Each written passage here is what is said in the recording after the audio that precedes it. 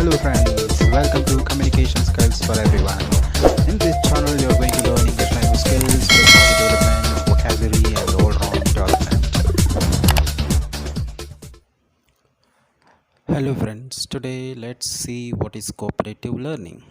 As we know, Dr. Spencer Kagan, 1994, established cooperative learning, which is a classroom structure where teachers provide activities and opportunities for learners to work together in small groups rather than individually. So it is a good strategy because it creates an effective environment for learning and it develops students' engagement. Cooperative learning maximizes participation and collaboration, and it can be used with any content, and it motivates learners. It supports students of different levels. So why cooperative learning is essential?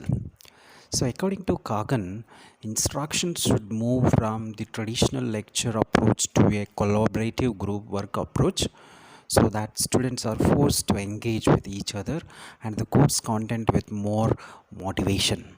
Students also retain the information better and they are more actively involved than when they are simply passive learners in a lecture method.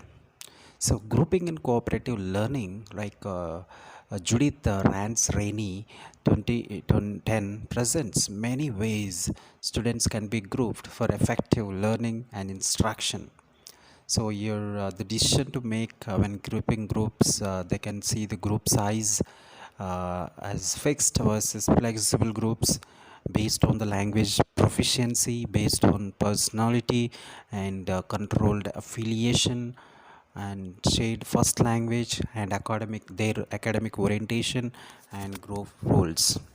So to avoid challenges the cooperative learning may bring, it is important to think about various concepts. So according to Rancy and Roney, so it rotates students in groups regularly based on learning goals and activities, so that they get an opportunity to mingle with a variety of students.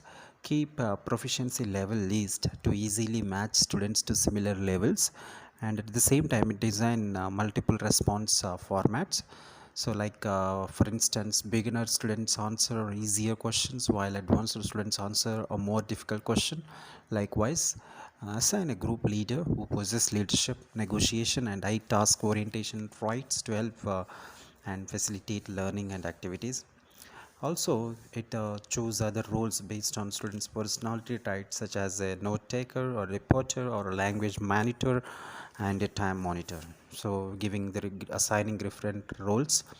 Group learners based on their first language to help students master more difficult content using their first language. Think about the academic background of each student so learners can help each other with difficult concepts. So, what are the difficulties in cooperative learning? So, first one, students and teachers may feel overwhelmed with the amount of work and independence needed to complete group work, and there is unnecessary discussion or talk. Students may engage in private conversations not related to the subject, which may deviate the purpose of the uh, lesson. Group work may increase the noise levels in the classroom, disturbing groups in the class as well as other classrooms. And it might also take valuable class time to group students into the most effective groups for each activity. So how to avoid this difficulties? So form groups of four so that student absences have less of an impact on group work, and move desks before class so that before beginning of the class, so they can divide the segregation or separation. Collect student information uh, like name, what are their likes and dislikes, their hometown and language, so everything before dividing the groups.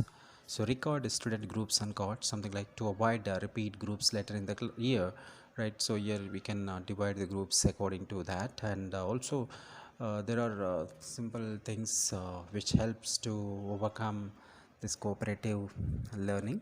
So this is about cooperative learning. Thank you for watching. Subscribe Communication Skills for more educational videos.